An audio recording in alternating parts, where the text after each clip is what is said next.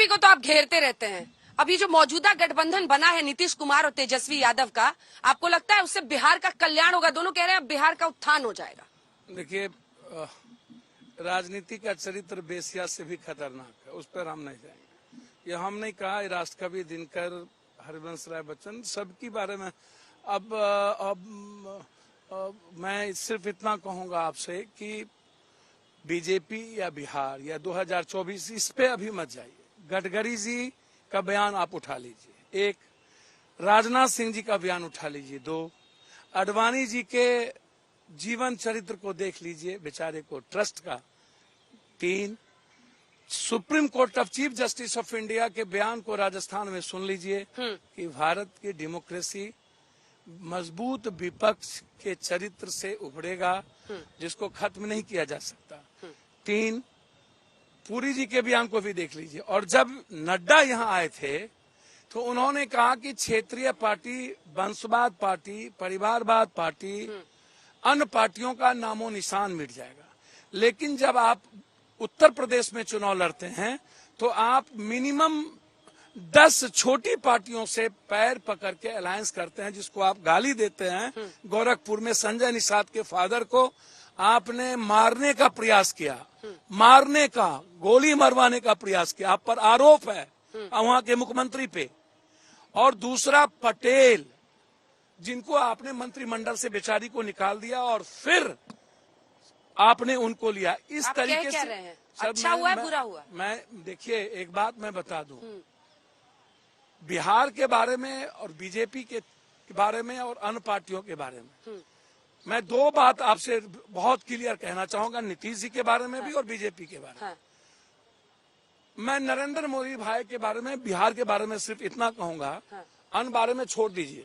अब तो बात खत्म हो गई, डॉलर का रुपया, महंगाई, सिलेंडर, स्विस बैंक, ब्लैक। आप परिवारवाद, वंशवाद की बात तो याद रखते हैं। परिवारवाद, वंशवाद में बिहार में राजनाथ सिंह नहीं है, परिवारवाद वंशवाद में हिमाचल नहीं है, परिवारवाद वंशवाद में बहुत सारी चीजें नहीं आती है।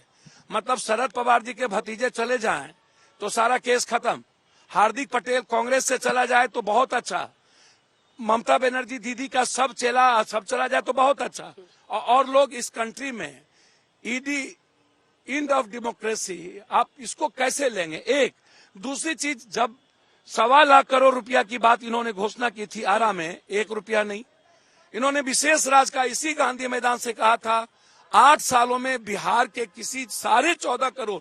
सर, एक काम बीजेपी या एनडीए जो गवर्नमेंट थी, आप बिहार के लिए एक काम कर लेते। आप गए बाढ़ में, आपने कहा 1.25 लाख करोड़ रुपया देंगे, आप विशेष पैकेज की बात की, आपने पटना यूनिवर्सिटी की बात की, आपने जमालपुर फैक्ट्री को यूनिवर्सिटी बनाने की बात की।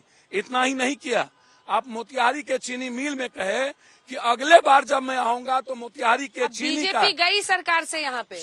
सर मैं वही बात है, बीजेपी केंद्र में खाली हिस्ट्री गिना रहे हैं। सर मैं केंद्र, सर आप बता ही नहीं रहे कि अच्छा हुआ ना, तेजस्वी जी को आज डिफेंड कर रहे हैं ना।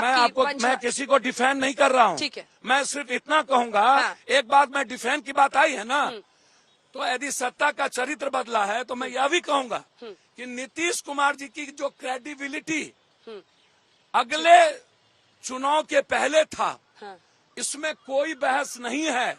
Nitish Kumar as a perception, as a man, मैं उन पर उंगली नहीं उठाऊंगा, लेकिन राजनीतिक सुचित्रता पर सवाल आता है जब व्यक्ति कहीं न कहीं सत्ता या किसी छोटी असहमति के बाद, यह बात अलग है कि चिराग जी को लाया गया, यह बात अलग है कि बीजेपी का जो हार्डकोर वोटर है, ऊंची जात, पता नहीं आप क्या खा के इतना घुमा रहे हैं, कहीं पहुंच ही नहीं रहे। मैं तो वही कह रहा हूँ, विधानसभा में बैठे हैं तब से बीजेपी चले का हार्डकोर वोटर, ऊंची जात के लोगों ने इस बार जदयू को, नीतीश कुमार को रेस्पेक्ट नहीं दिया, वोट नहीं दिया।